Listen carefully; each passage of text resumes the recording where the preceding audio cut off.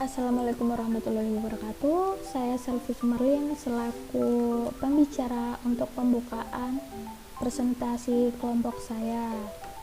Sebelum saya memulai materi, izinkan saya untuk memperkenalkan anggota kelompok saya. Yang pertama ada Rizky Galih Prasetyo, yang kedua ada Salsa Putri Pradiva, yang ketiga ada saya sendiri Selvi Sumarlin, dan yang terakhir ada Seni Nur Aida.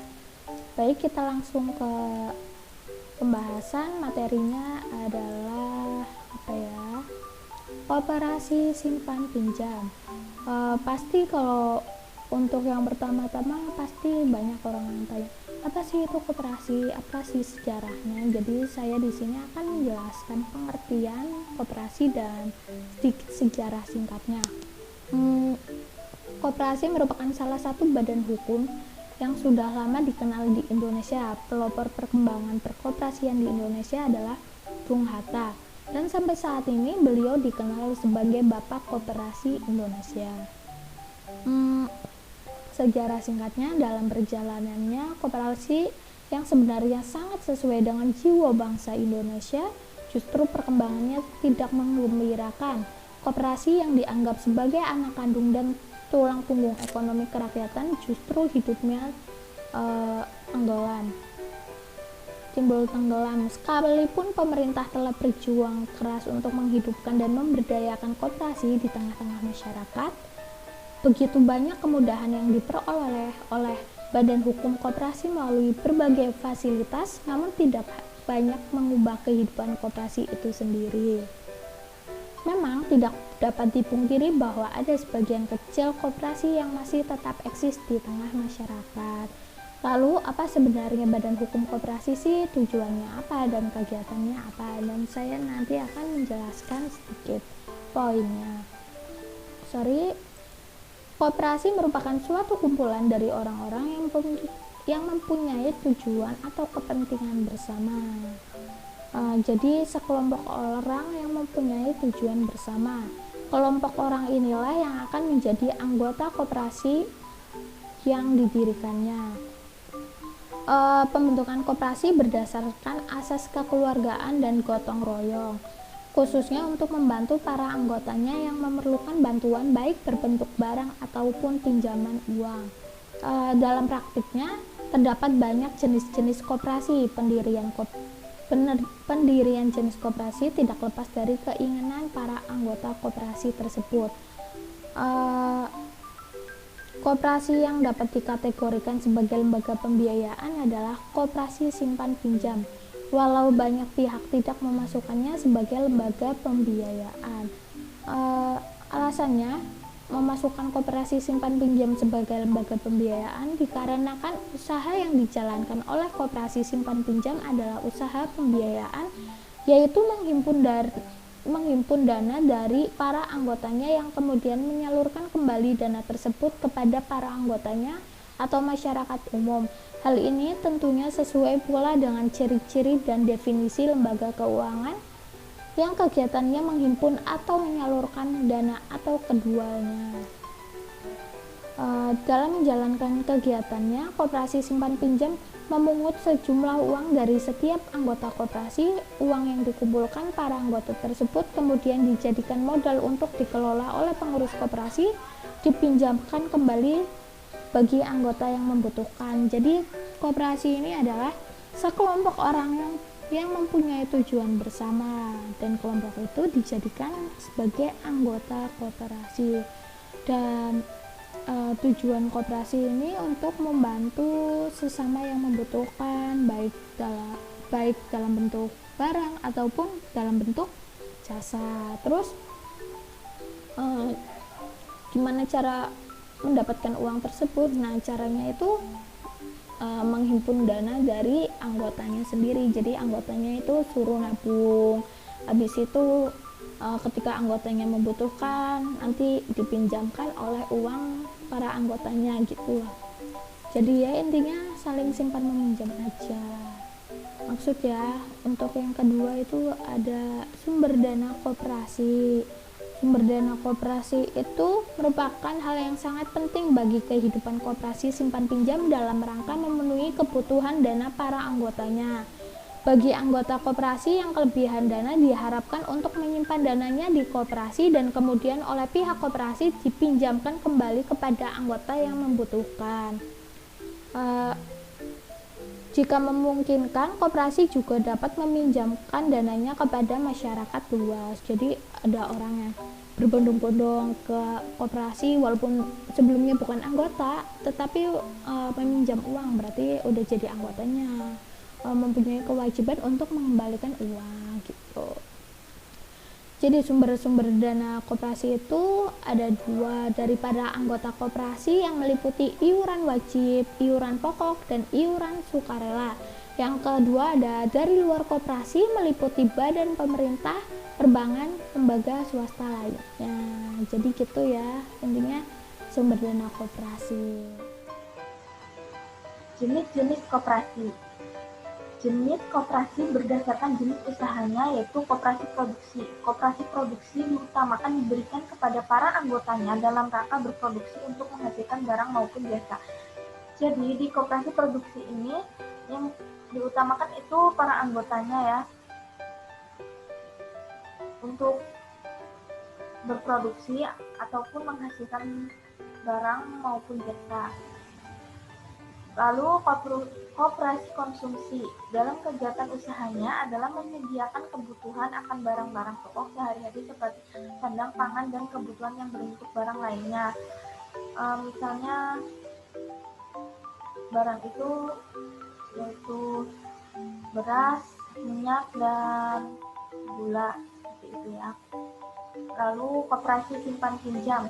Koperasi yang juga sering disebut KSP ini biasanya dikenal sebagai koperasi kredit, di mana koperasi ini menyediakan pinjaman uang sekaligus menjadi tempat menyimpan uang bagi anggotanya. Sedangkan uang yang dipinjamkan diperoleh dari dana yang telah dikumpulkan oleh para anggotanya secara bersama-sama. Jadi koperasi simpan pinjam ini seperti bank ya, fungsinya mirip seperti bank, bisa menyimpan sekaligus meminjam gitu ya, meminjam uang. Lalu koperasi serba usaha. Jenis koperasi yang satu ini di dalamnya terdiri dari berbagai bentuk usaha. Berbagai bentuk usaha tersebut bisa dilakukan dengan menggabungkan koperasi produksi dengan koperasi konsumsi. Bisa juga dilakukan dengan menggabungkan koperasi produksi dengan koperasi simpan pinjam. Jadi di sini tidak hanya satu manfaat.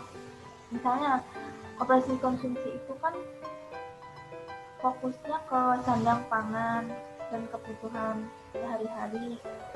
Kalau di koperasi serba usaha ini bisa campuran, misal bisa koperasi produksi dengan koperasi simpan pinjam. Jadi bisa menghasilkan barang, bisa juga menyimpan uang dan meminjamkan uang, begitu ya. Lalu jenis koperasi berdasarkan status anggotanya, yaitu koperasi pegawai negeri.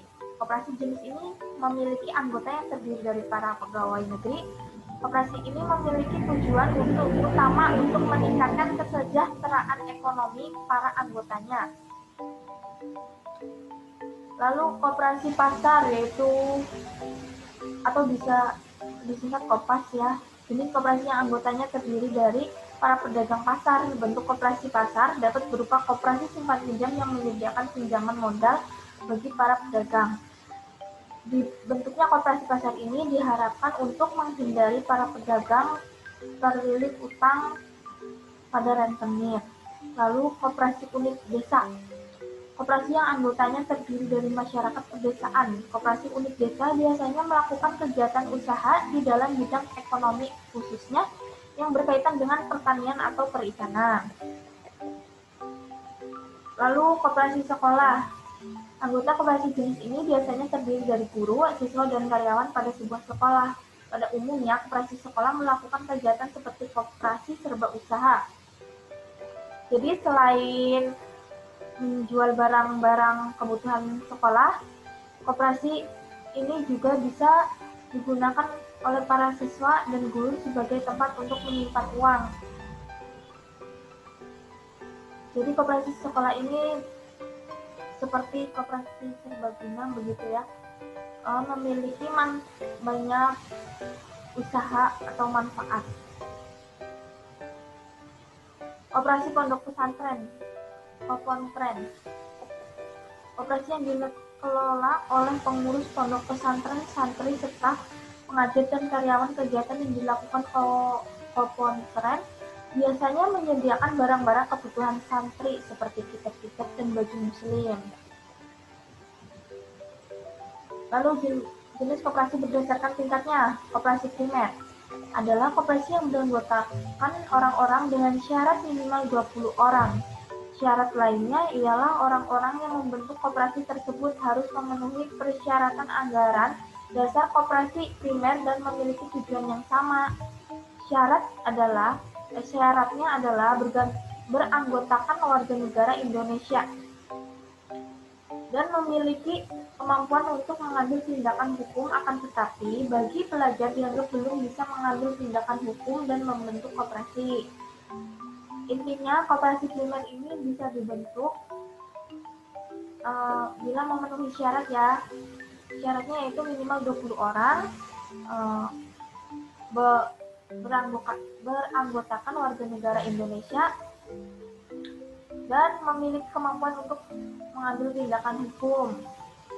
Namun bagi pelajar masih belum bisa membentuk koperasi primer ini ya, karena dianggap belum bisa mengambil tindakan hukum. Lalu koperasi sekunder adalah koperasi yang didirikan oleh sebuah organisasi koperasi atau beranggotakan koperasi primer. Anggota koperasi sekunder ialah koperasi-koperasi yang memiliki kepentingan dan tujuan yang sama agar kegiatan dilakukan bisa lebih efisien. Koperasi sekunder ini didirikan oleh koperasi sejenis ataupun berbagai jenis atau tingkat koperasi. Tingkat koperasi di sini dimaksudkan yaitu adalah tingkat pusat, gabungan, dan induk, di mana penamaan dan jumlah tingkat ini ditentukan sendiri oleh anggota koperasi sekunder.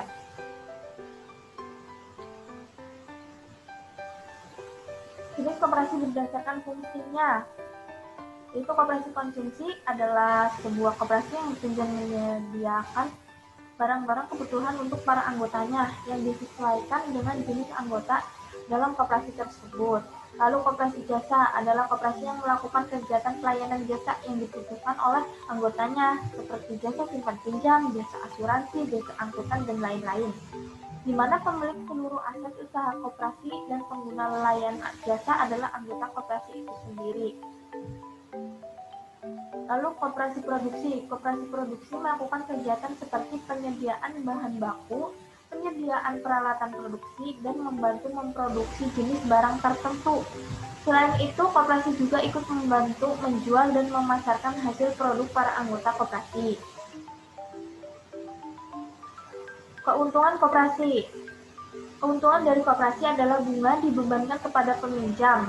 Semakin banyak uang yang disalurkan akan memperbesar keuntungan koperasi. Lalu, di samping itu, keuntungan lainnya adalah memperoleh biaya-biaya administrasi yang dibebankan kepada peminjam. Kemudian, keuntungan juga dapat diperoleh dari hasil investasi lain yang dilakukan di luar kegiatan peminjam, misalnya penempatan uang dalam bidang surat-surat berharga. Pembagi keuntungan di dalam koperasi simpan pinjam diberikan terutama bagi peminjam yang tidak pernah lalai memenuhi kewajibannya.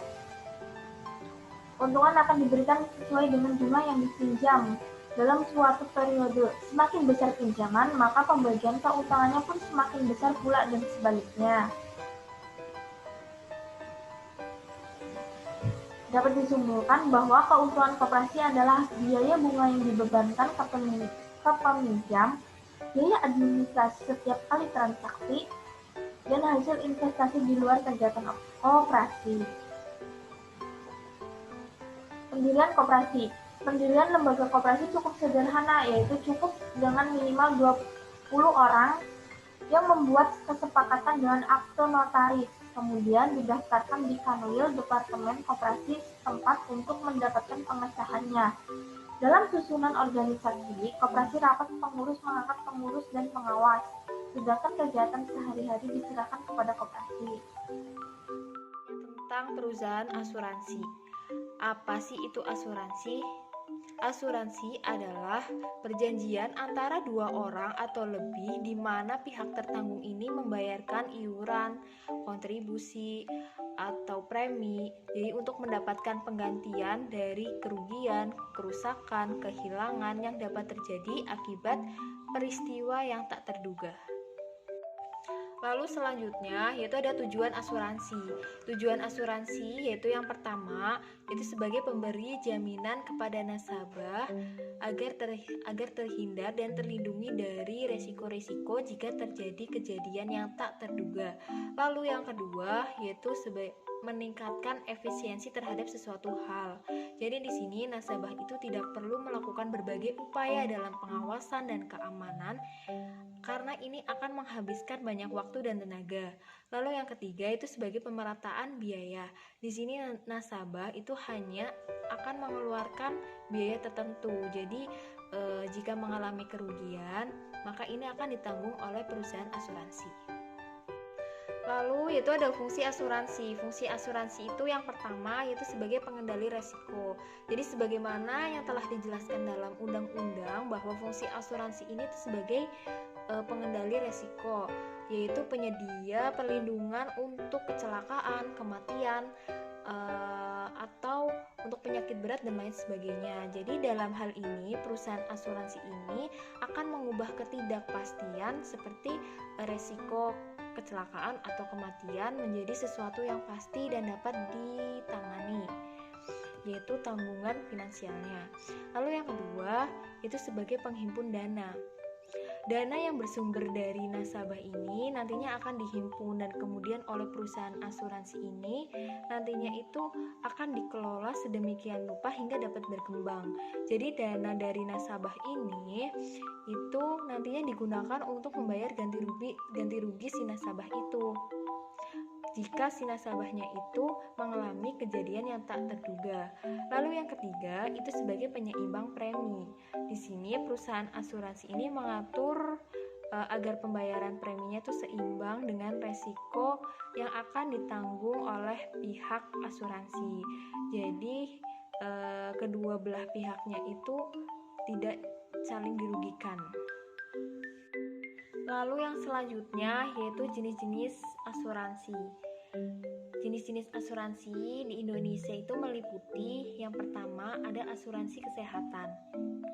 Asuransi kesehatan ini memberikan perlindungan dengan jaminan biaya kesehatan dan perawatan bagi pihak tertanggung jika mengalami kecelakaan atau jatuh sakit. Jenis asuransi ini banyak diberikan oleh perusahaan atau instansi di tempat seseorang bekerja. Lalu yang kedua itu ada asuransi jiwa. Asuransi jiwa ini menanggung atas kematian seseorang dengan memberikan keuntungan finansial pada tertanggung atas kematiannya. Yang ketiga yaitu ada asuransi pendidikan. Asuransi pendidikan dapat dikatakan sebagai tabungan untuk masa depan demi menjamin pendidikan anak dari pemegang polis atau pihak tertanggung. Lalu yang keempat yaitu ada asuransi umum. Asuransi umum ini adalah perlindungan terhadap resiko kerugian dan kehilangan yang dialami oleh pemegang polis. Contohnya yaitu asuransi kendaraan bermotor. Yang selanjutnya adalah keuntungan asuransi. Perusahaan asuransi sebagai lembaga keuangan tentu saja mengharapkan keuntungan atas usaha yang dijalankannya. Hal ini untuk membiayai seluruh aktivitasnya. Begitu pula dengan nasabah yang mengharapkan polis asuransi akan menerima manfaat dengan jasa asuransi yang digunakannya. Untuk keuntungan asuransi bagi perusahaan asuransi itu sendiri, yang pertama adalah keuntungan dari premi yang diberikan ke nasabah. Yang kedua, keuntungan dari hasil penyertaan modal di perusahaan lain. Yang ketiga adalah keuntungan dari hasil bunga dari investasi di surat-surat berharga. Habis itu ada bagi nasabah. Yang pertama, memberikan rasa aman. Kedua, merupakan simpanan yang pada saat jatuh tempo dapat ditarik kembali. Yang ketiga, terhindar dari risiko kerugian atau kehilangan. Yang keempat, memperoleh penghasilan di masa yang akan datang. Dan yang kelima, memperoleh penggantian akibat kerusakan atau kehilangan. Habis itu ada prinsip-prinsip asuransi. Jadi pelaksanaan perjanjian asuransi antara perusahaan asuransi dengan pihak nasabahnya tidak dapat dilakukan secara sembarangan.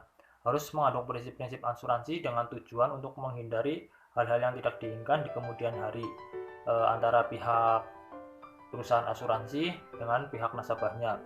Untuk prinsip-prinsip asuransi sendiri itu ada 6. Yang pertama, insurable interest, merupakan hal berdasarkan hukum untuk mempertanggungjawabkan suatu risiko berkaitan dengan keuangan yang diakui sah secara hukum antara tertanggung dan suatu yang dipertanggungkan, dan dapat menimbulkan hak dan kewajiban keuangan secara hukum. Semua ini tergambar dari kontrak asuransi.